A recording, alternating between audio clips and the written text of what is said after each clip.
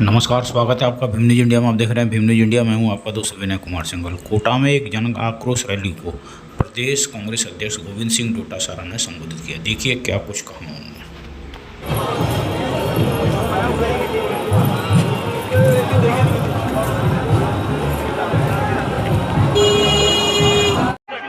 आज के इस आक्रोश रैली में हमारे जिला कांग्रेस कमेटी शहर के अध्यक्ष जी रविंद्र त्यागी जी, हमारे ग्रामीण के अध्यक्ष भाई भानु प्रताप जी, आपके दिलों पे राज करने वाले हमारे लोकसभा के प्रत्याशी सम्माननीय प्रहलाद गुंजल जी, मेरे साथ आए फतेहपुर विधानसभा क्षेत्र के विधायक सम्माननीय हाकिम अली खान साहब, हमारे प्रभारी जी प्रदेश कांग्रेस कमेटी के सम्मानित मंच, सबका नाम लूंगा, समय लगेगा। आप 11 बजे से बैठे हो, मैं 10 मिनट में अपनी बात समाप्त करूंगा। आज ये कोटा की धरती के ऊपर ये जन सैलाब उमड़ा। ये जन सैलाब का आक्रोश ये बता रहा है कि राजस्थान में सरकार नाम की कोई चीज नहीं है। आप समझ सकते हैं कि लाखों की संख्या में इतना जनमानस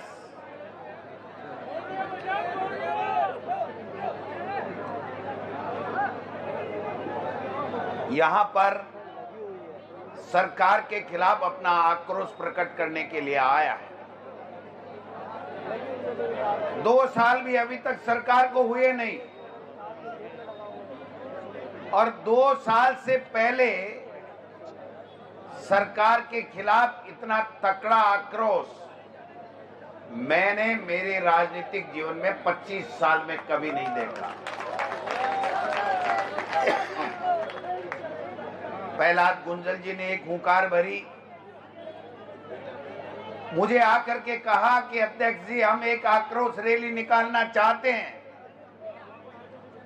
इन्होंने कहा कि किसान पीड़ित है, परेशान है, फसल बर्बाद हो चुकी है, लोगों के घर बेघर लोग हो चुके हैं, पशु हानि हो रही है, सड़कें टूटी पड़ी हैं, कोई सुनने वाला नहीं है। किसान का 100%, 90% फसल का खराबा हो चुका है। किसान से राम रूठ गया, तो राज से उम्मीद थी कि वो मदद करेगा, लेकिन दुर्भाग्य है कि राम के रूठने के साथ साथ ये राज भी निकम्मा हो गया है। इसलिए डोटासरा जी, आप आओ, कांग्रेस पार्टी के कार्यकर्ता, हम सब नेता मिलकर के उस किसान के आंख के आंसू पूछने का काम करना चाहते हैं। मैंने कहा बिल्कुल, आप कार्यक्रम करिए। आज मैं कह रहा था, गुंजल साहब, इतना जज्बा और जलवा तो आपके लोकसभा के चुनाव के नामांकन के समय भी नहीं था। उससे भी बढ़कर के लोगों में आज आक्रोश और सरकार के प्रति, सरकार की तानाशाही के प्रति, सरकार की अनदेखी के प्रति आंख मूंद के घरों पे बैठे हैं। इनके मंत्री की औकात नहीं है किसी कलेक्टर को फोन करके कह दे कि यहां पर मुआवजा की जरूरत है, फसल की गिरदावरी की जरूरत है, आपने देखा होगा 2 महीने तक कोटा, बूंदी, झालावाड़, पाली, पूरे प्रदेश के आधे से ज्यादा जिले जलमग्न हो गए। बाढ़ आ गई, किसान गरीब पीड़ित होने लग गया, प्रदेश में हाहाकार मच गया। लेकिन इस सरकार के कान की जूं भी नहीं रहेगी। हमने ट्वीट भी किए, प्रेस कॉन्फ्रेंस भी की कि मुख्यमंत्री जी, कहां है आपका प्रशासन, कहां है आपके मंत्री, कहां है आपके विधायक, कहां जिला कलेक्टर हैं? कोई सुनने वाला है गरीब की, किसान की? तो हंसी मजाक करने लग गए। और हद तो तब हो गई, मैं कहना चाहता हूं मीडिया के बंधुओं से, जिस दिन अतिवृष्टि हो रही थी, बाढ़ में सैकड़ों लोग खत्म हो चुके थे, मौतें हो गई, उस दिन मुख्यमंत्री 8 घंटे तक पूरे ब्यूरोक्रेसी को लेकर के वीसी करता रहा और ये कहता रहा कि अतिवृष्टि से घबराना मत। मेरे दादाजी जब अतिवृष्टि होती थी, मकान चूता था, तो बानी के बाटे बांधते थे। अरे मुख्यमंत्री हो, आपके दादाजी क्या करते थे, आपके पिताश्री क्या करते थे, इससे जनता को कोई लेना देना नहीं है। ये जनता ये पूछना चाहती है कि राजस्थान में जो पर्ची खुली थी, वो पर्ची क्या कर रही है, वो पर्ची क्या कर रही है। मेरे को बड़े बड़े अधिकारियों ने कहा कि डोटासरा जी बोलो, नहीं तो प्रदेश बर्बाद होने जा रहा है। मैंने कहा ऐसी क्या बात हो गई? उन्होंने कहा कि मुख्यमंत्री हमें बैठाने के बाद में प्रदेश की कानून व्यवस्था की जानकारी नहीं लेता है, वो किसान की बर्बादी की जानकारी नहीं लेता है, वो बच्चों की पढ़ाई की जानकारी नहीं लेता है, वो सड़कें टूटी हुई है उनकी जानकारी नहीं लेता है। वो 8 घंटे तक अनर्गल अपनी भाषण देता रहता है और हमको सेरोडोन की गोलियां खानी पड़ती है। ये हाल है। मैं पूछना चाहता हूं, 6 बच्चे, 60 बच्चे स्कूल की बिल्डिंग के नीचे दब करके मर गए। मुख्यमंत्री जी को 1 मिनट की फुर्सत नहीं मिली कि वो वहां आकर के उनका हाल पूछ लेते। ऑपरेशन सिंदूर में शहीद हो गया सुरेंद्र मोगा, झुंझुनू का नौजवान।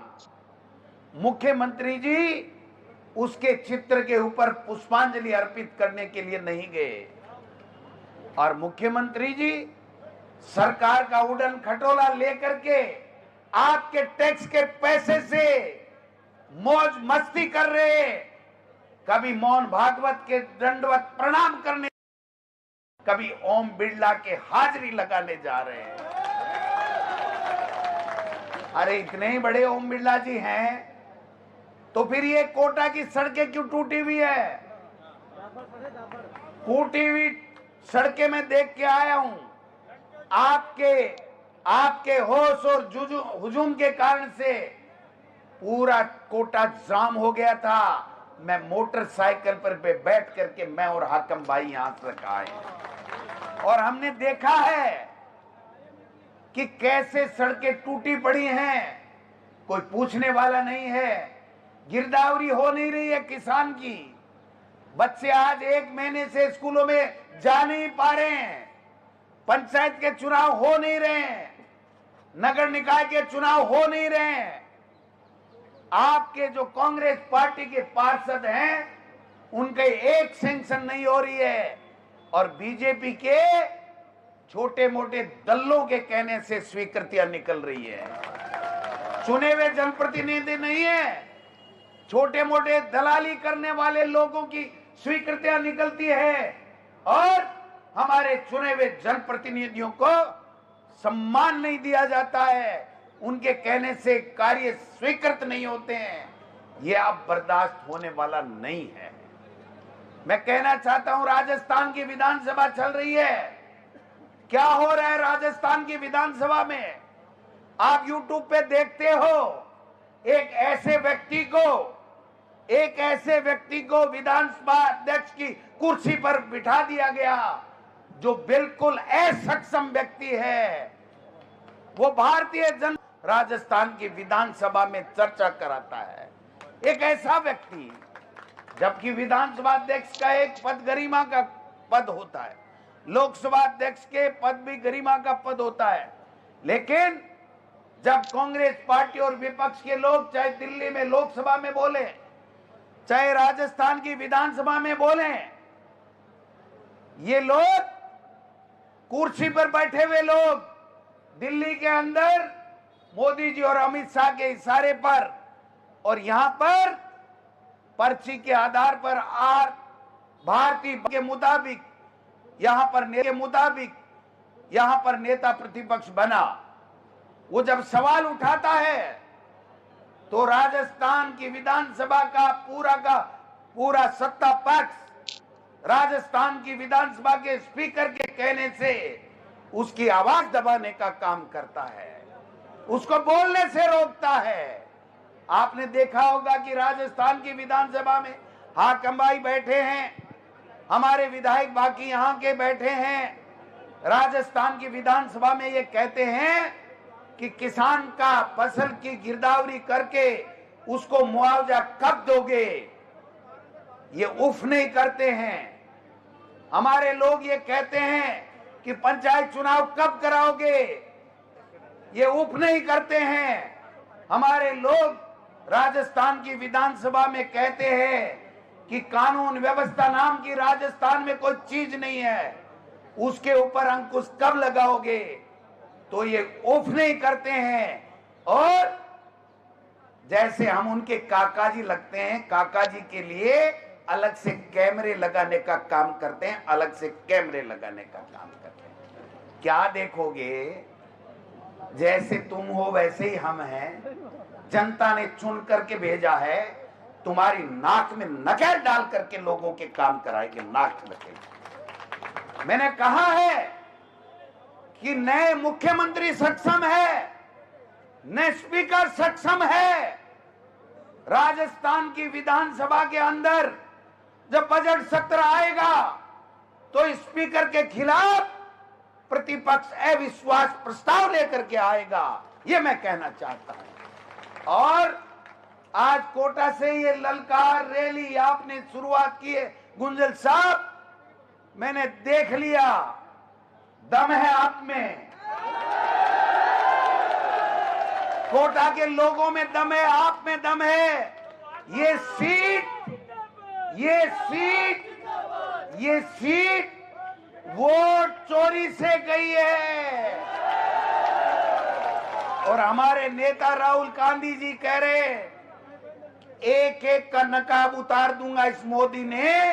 ये जो तीसरी बार सत्ता ली है वो वोट चोरी से ली है, जनता का जनादेश उसके साथ में नहीं है। भाई साहब, आपका छोटा भाई, आपका बेटा, आपका पोता, मैं ये कहना चाहता हूं, पहला जो चुनाव लड़ा वो जुमलों से लड़ा, झूठे वादे करके लड़ा, लोग भ्रमित हो गए, विश्वास कर लिया। दूसरा जब चुनाव लड़ा तो मोदी जी ने और मोदी जी की टीम ने सेना के शौर्य के पीछे छुप करके बालाकोट के नाम से चुनाव जीता। और तीसरा अब की बार जो चुनाव जीता वो जनता के मत से नहीं, वोट चोरी से जीतने का काम किया। अब राहुल गांधी खड़े हो गए, कांग्रेस के लोग खड़े हो गए। मैं मंच पे बैठे हुए मेरे तमाम कांग्रेस के नेताओं से एक आग्रह करना चाहता हूं, छोड़ो तेरा मेरा। इस राजस्थान के नौजवान, किसान, दलित, पीड़ित, बुजुर्ग, माताएं, बहनें, उनके स्वाभिमान के लिए, उनकी हक की लड़ाई के लिए एक दूसरे से गले मिलते हुए ईंट से ईंट बजा तो इस सरकार को नाको चने चबाने का काम कर रहे। ये छोटी छोटी बातें, कौन आगे जाएगा, कौन कार्यक्रम करेगा, कौन पहले बोलेगा, कौन ज्यादा बोलेगा। इसमें कर करके तो हमने 2 बार सत्ता दे दी, तीसरी बार सत्ता ले गए। राजस्थान के लोगों का क्या हाल है, हम जनप्रतिनिधि, हमारा धर्म बनता है कि जो हमें चुन करके भेजता है वो क्या सोचता है, वो हमसे क्या उम्मीद करता है, क्या आशा करता है, उसके अनुसार चलना पड़ेगा। तभी कांग्रेस पार्टी राजस्थान में भी सत्ता में आएगी और देश में भी राहुल गांधी देश का प्रधानमंत्री बनेगा। मैं आपकी ज्यादा धैर्य की परीक्षा नहीं लेना चाहता है, केवल एक बात करना चाहता हूं। कल आपने देखा होगा कि भारतीय जनता पार्टी के विधायक दल की बैठक थी। किरोड़ी लाल मीणा जी जो मंत्री हैं और विधायक तुम्हें की गालियां दे रहे थे। किरोड़ी लाल जी, मैं पूछना चाहता हूं कि जो आपने छापे डाले उन पे क्या कार्रवाई हुई बताने का कष्ट करें। जो किसान नकली खाद से बर्बाद हो रहा है उसके लिए मुआवजे की आप क्या व्यवस्था कर रहे हैं। आपने कहा 200 लोग मर गए, उनको क्या पैकेज दे रहे हैं। आपने कहा 90% किसान की, सोयाबीन की, आपके मोठ की, गंवार की, चोले की फसल बर्बाद होगी, बाजरे की फसल बर्बाद होगी, उसका क्या मुआवजा दे रहे हो, ये बताने का कष्ट करें। ये तू चाल में आई, तू चाल में आई से काम नहीं चलेगा। और मुख्यमंत्री तो इतना निठल्ला है कि कल 6 घंटे वासुदेव देवनानी जी के कमरे में बैठा रहा और कहता रहा मजे में हो, मजे में हो, मजे में हो। अरे मजे में आप मजे कर रहे हो, लेकिन किसान परेशान है, खून के आंसू रो रहा है, तुम्हारी पर्ची को रो रहा है कि ये पर्ची कब बदलेगी, ये बताओ। मैं आपको कह के जा रहा हूं, ये जो आपने कोटा से शुरुआत की है ना, ये पूरे राजस्थान में जब तक कांग्रेस पार्टी सांस लेके आराम से नहीं बैठेगी, जब तक किसान को उसका हक अधिकार नहीं दिला देंगे, उसकी बर्बाद हुई फसलों का जब तक मुआवजा नहीं दिला देंगे, तब तक कांग्रेस पार्टी का एक भी कार्यकर्ता, नेता घर पे बैठने वाला नहीं है। आप हमारी आवाज दबा सकते हो, विधानसभा में अपनी मनमर्जी ताना। आप देख रहे थे भीम न्यूज इंडिया। यदि आपको हमारे द्वारा दिखाई गई खबरें पसंद है तो प्लीज़ हमारे चैनल को YouTube पर सब्सक्राइब कीजिए, लाइक कीजिए, शेयर कीजिए, कमेंट्स कीजिए। आने वाले नोटिफिकेशन के लिए बेल आइकन का बटन दबाना ना भूलें। भीम न्यूज इंडिया के फेसबुक पेज, ट्विटर यानी X और टेलीग्राम पर भी फॉलो कर सकते हैं। अपनी खबरें हमें 9414317167 पर भेजिए। हम दिखाएंगे पूरे देश में, प्रदेश में सरकार को, प्रशासन को। बने रहिए हमारे साथ। आपका बहुत बहुत धन्यवाद।